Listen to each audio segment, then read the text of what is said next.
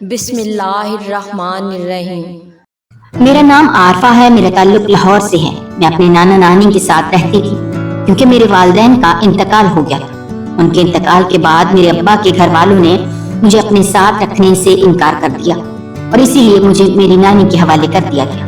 میرے نانا بیمار رہتے تھے، اسی لیے وہ زیادہ کام کاج نہیں کرتے تھے، لیکن جب میری ذمہ داری ان کے اوپر پڑ گئی تو میرے نانا نے دوبارہ سے کام کرنا شروع کر دیا۔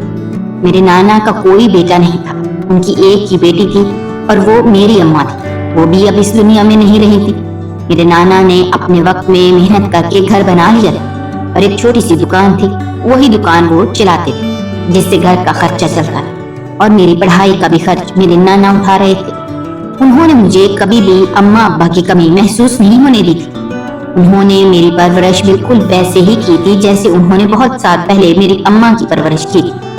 وہ دونوں مجھے دیکھ کر ہی جیتے تھے اور میں بھی اپنی زندگی انہیں کے لیے جی رہی تھی۔ ان دونوں نے ہر ممکن کوشش کی تھی کہ مجھے اچھے سے اچھی زندگی دے سکے۔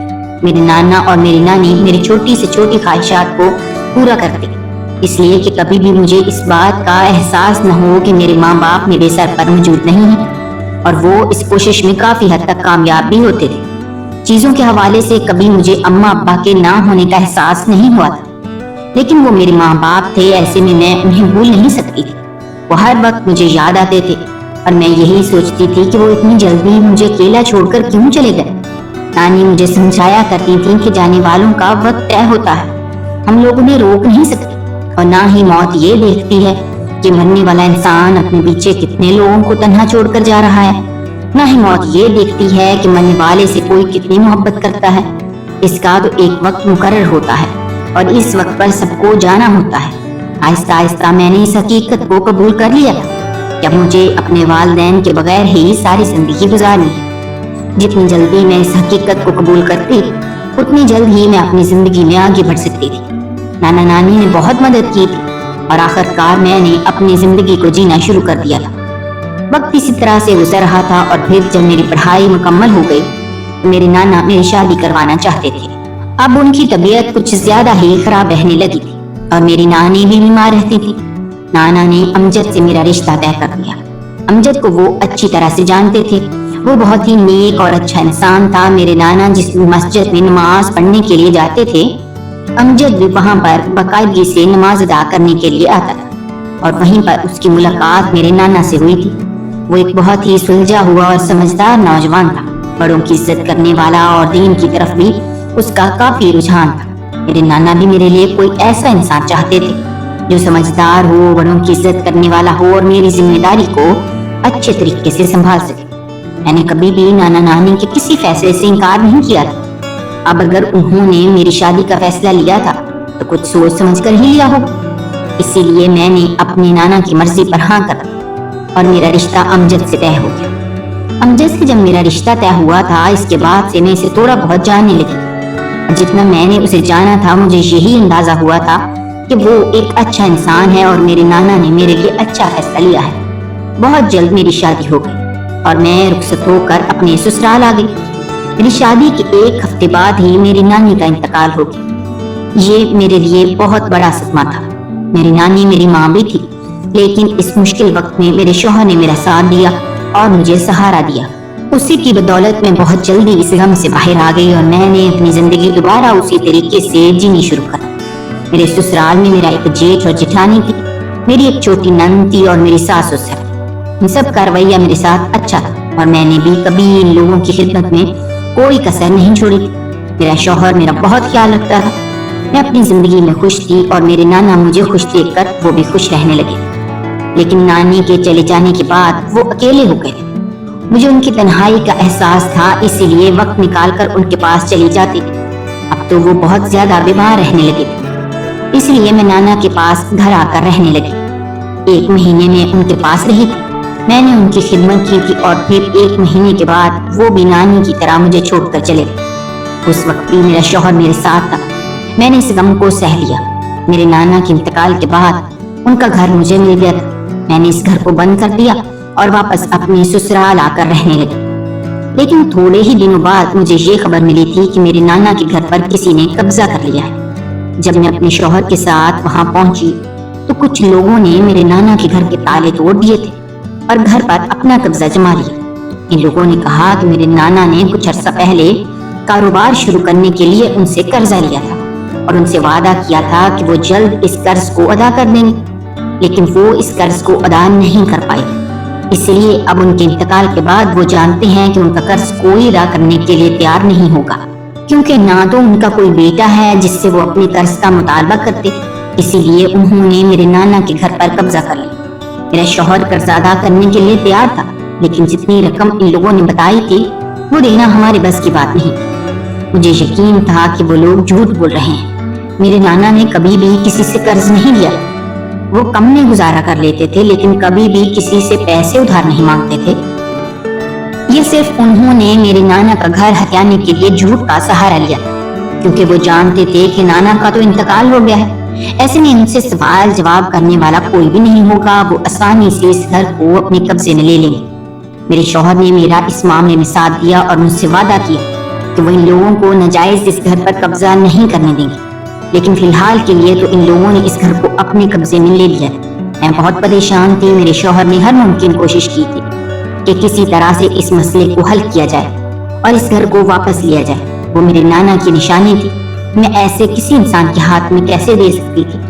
अदालत में केस अभी तक चल रहा था, लेकिन इसका कोई फैसला ना आया। 6 महीने इसी तरह से गुजरे। जब एक दिन मेरा शौहर घर से बाहर काम के लिए गया था, लेकिन वो घर वापस ना आया। मेरे शौहर का एक्सीडेंट हो गया था। इसमें वो बुरी तरह से जख्मी हो गया। मैंने उसका इलाज करवाने के लिए अपने जेवर तक बेच दिए।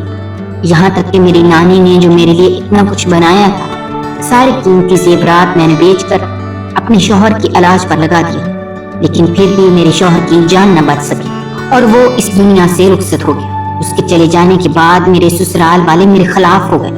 उन्होंने मुझे मनहूस कहना शुरू कर दिया कि पहले मैंने बचपन में अपने माँ बाप को निकल गई, इसके बाद मेरे नाना नानी मुझे छोड़कर चले गए और अब शादी करके इस घर में आई थी तो उनके बेटे की भी जान ले ली। हैरत की बात थी कि वो लोग जो कल तक मेरे साथ अच्छे तरीके से पेश आते थे, आज वही लोग मेरे दुश्मन हो गए थे। मेरा जेठ और मेरी जेठानी तो मुझे इस घर में रखने के लिए तैयार ही नहीं थी, जबकि मेरी सास वो थोड़ी सी अच्छी खातून थी। उन्होंने सब लोगों को समझाने की कोशिश की कि ऐसा कुछ नहीं है, वो मुझे इस घर से कहीं न जाने दें। मैं उनके बेटे की बेवा हूँ और इसके घर में रहूंगी, लेकिन मेरा जेठ और मेरी जेठानी मुझे इस घर में रखने के लिए तैयार नहीं। वो क्यों नहीं रखना चाहते थे, ये बात भी मैं अच्छी तरह जानती थी।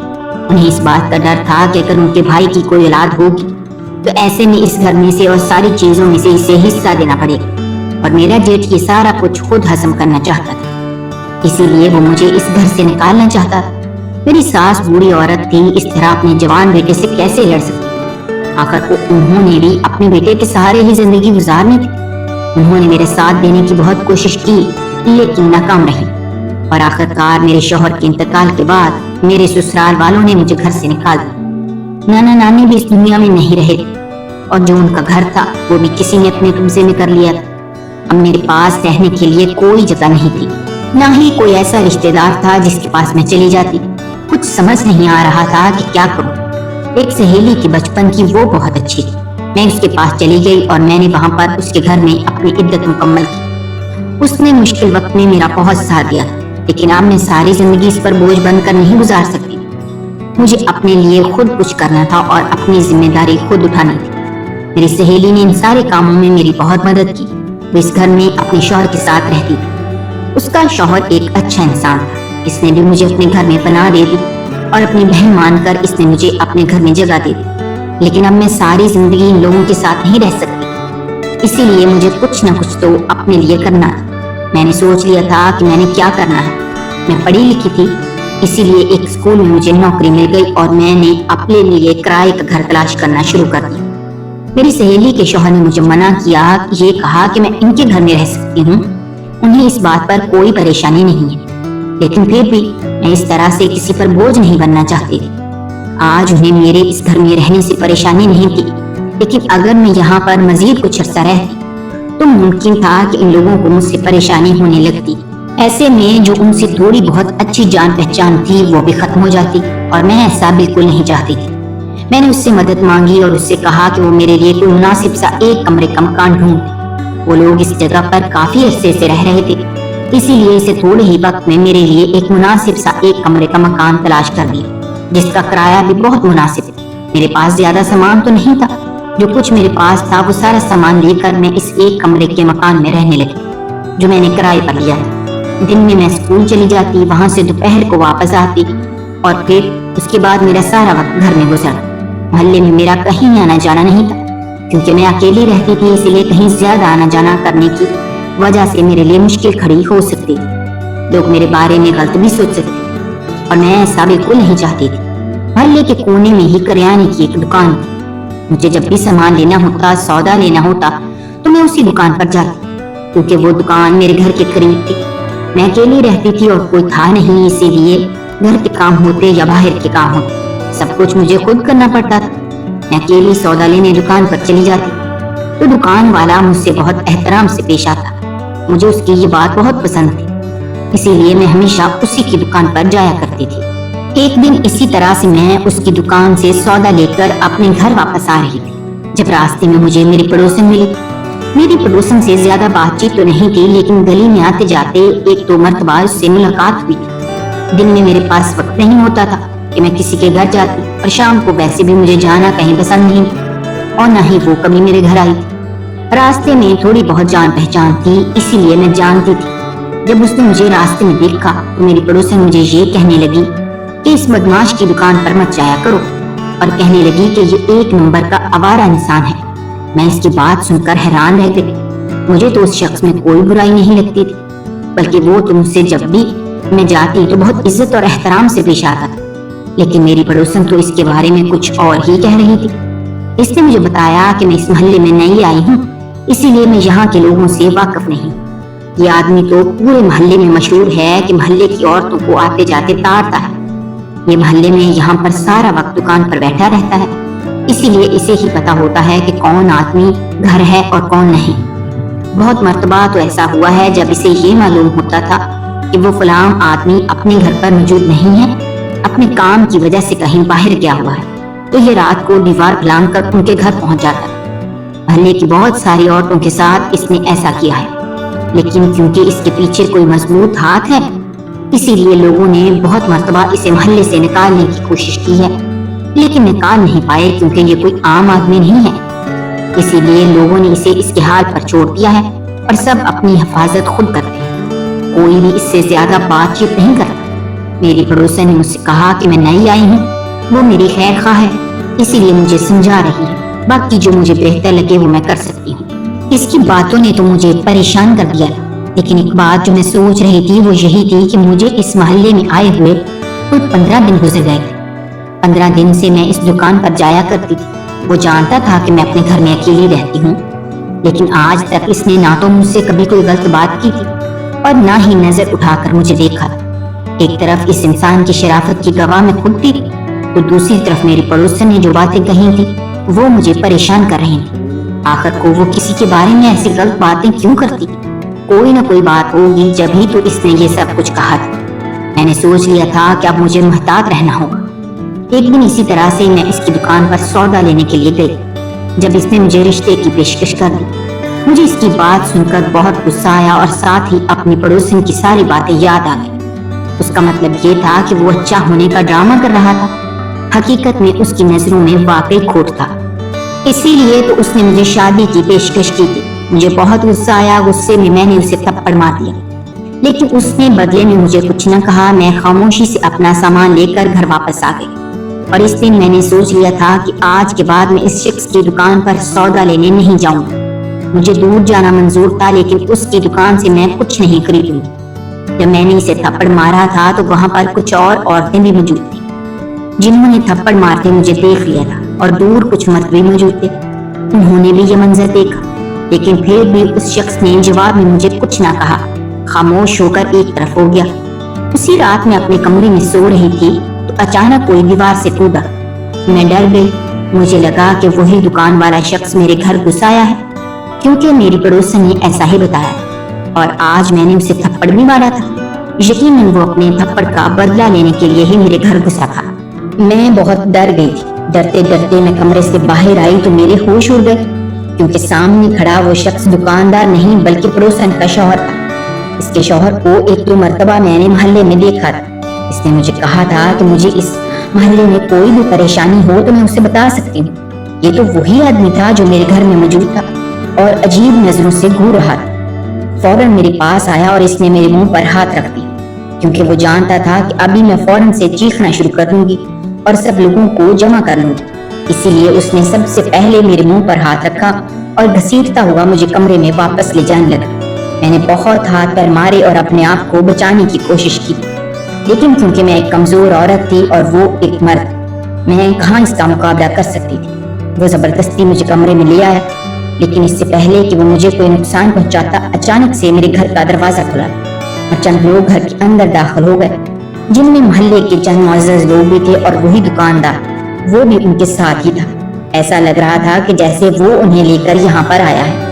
ان سب لوگوں کو یہاں دیکھ کر میں نے سکھ کا سانس لیا اور اس شخص کو دھکا دے کر میں باہر آ گئی۔ میں نے باہر آتے ہی سب لوگوں کو اس شخص کی اصلیت بتا دی۔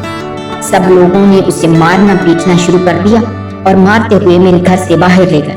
میں نے دروازے کو بند کیا اور کمرے میں آ کر بیٹھ گئی۔ جب صبح سارا معاملہ کھل کر سامنے آ گیا، حقیقت میں پڑوسن کا شوہر ایک اچھا آدمی نہیں تھا۔ وہی محلے کی عورتوں کو تاڑتا تھا اور موقع دیکھتے ہی ان کے گھر بھی پہنچ جاتا تھا۔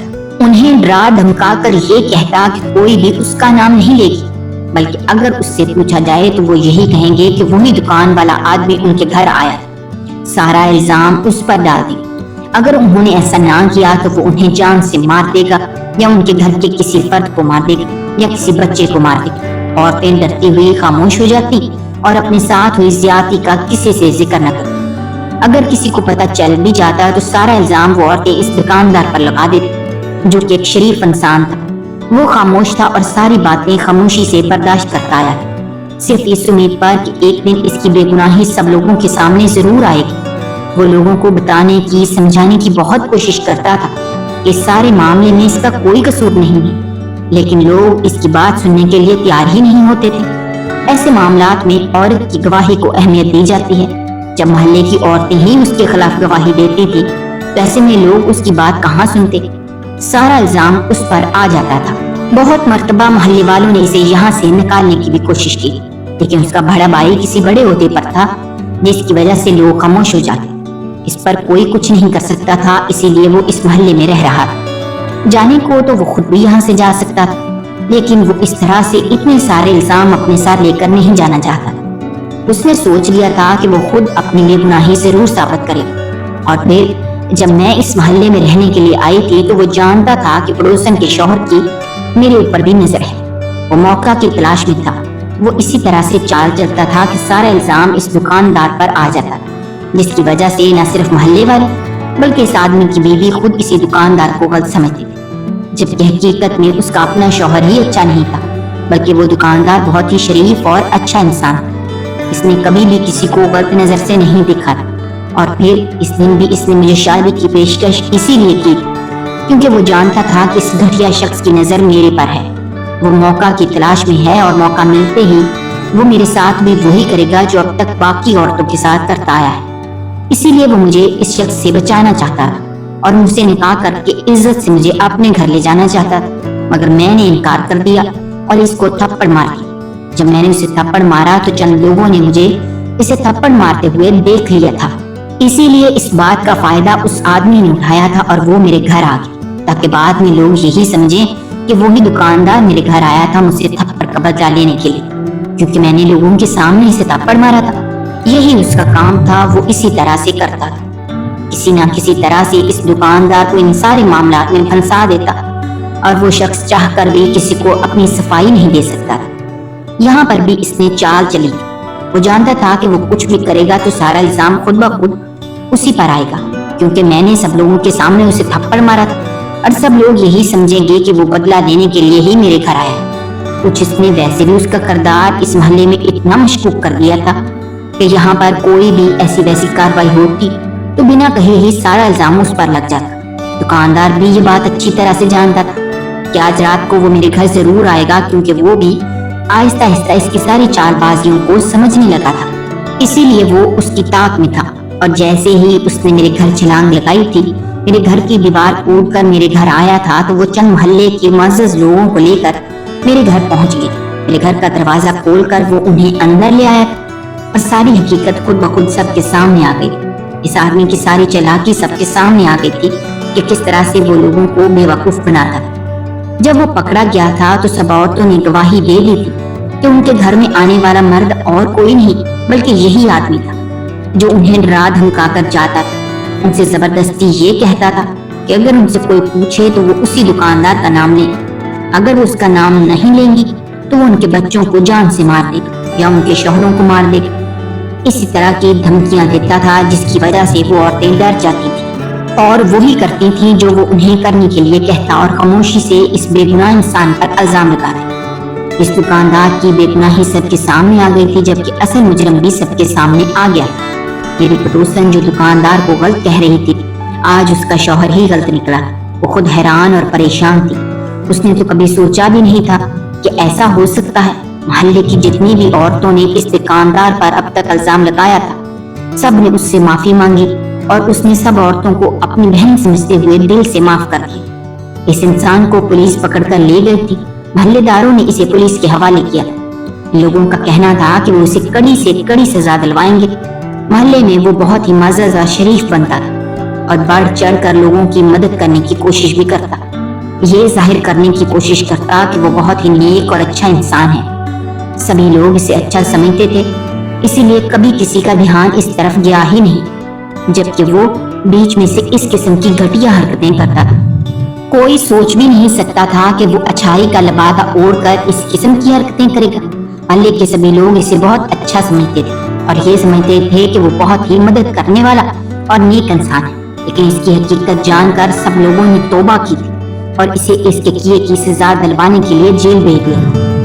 اب میں اپنے گھر میں سکون سے رہ سکتی تھی، لیکن جو واقعہ میرے ساتھ ہوا تھا تو اس کے بعد میں بہت ڈر گئی تھی۔ میں اکیلی نہیں رہنا چاہتی تھی، اس لیے میں نے دکاندار کو ہاں کر دی اور وہ ابھی بھی مجھ سے نکاح کرنے کے لیے تیار تھا۔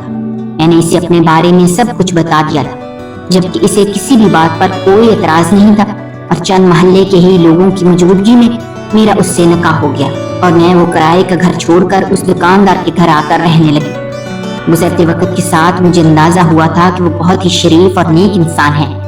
میں نے بہت اچھا فیصلہ کیا تھا کہ میں نے اس کا ساتھ قبول کر لیا۔ میں نے ساری پرانی باتوں کو بلا دیا اور نئے سرے سے اپنی زندگی شروع کی۔ میں نے اپنی نوکری بھی چھوڑ دی تھی کیونکہ مجھے کام کرنے کی ضرورت نہیں تھی۔ میرا شوہر اتنا کما لیتا تھا کہ ہم دونوں کا بہت اچھا گزارا ہو جاتا تھا۔ میں اپنی زندگی میں اپنے شوہر کے ساتھ خوش رہنے لگی اور مجھے کسی چیز کا ڈر نہیں تھا کیونکہ میں جانتی تھی کہ میری حفاظت کرنے والا میرے ساتھ موجود ہے جو مجھے ہر مشکل سے بچا سکتا ہے۔ جب میں اس کے نکاح میں نہیں تھی تب بھی اس نے میری مدد کی تھی اور اب تو میں اس سے نکاح کر چکی تھی تو میں اچھی طرح سے جانتی تھی کہ وہ ہر طرح سے میری حفاظت کرے گا۔ جو میں نے کیس اپنے نانا کے گھر کے لیے کیا تھا وہ کیس بھی میں جیت گئی تھی اور میرے نانا کا گھر بھی مجھے واپس مل گیا تھا اور ان سارے کام میں بھی میرے شوہر نے میری بہت مدد کی تھی۔ ہماری ویڈیوز اگر آپ کو پسند آ رہی ہیں تو ضرور لائک کیجئے اور اگر آپ نے ہمارا چینل سبسکرائب نہیں کیا تو ضرور کیجئے۔ اس کے ساتھ ساتھ بیل آئیکن پر بھی لازمی کلک کیجئے تاکہ ہماری ہر آنے والی ویڈیو آپ تک بر وقت پہنچ سکے۔ اللہ حافظ۔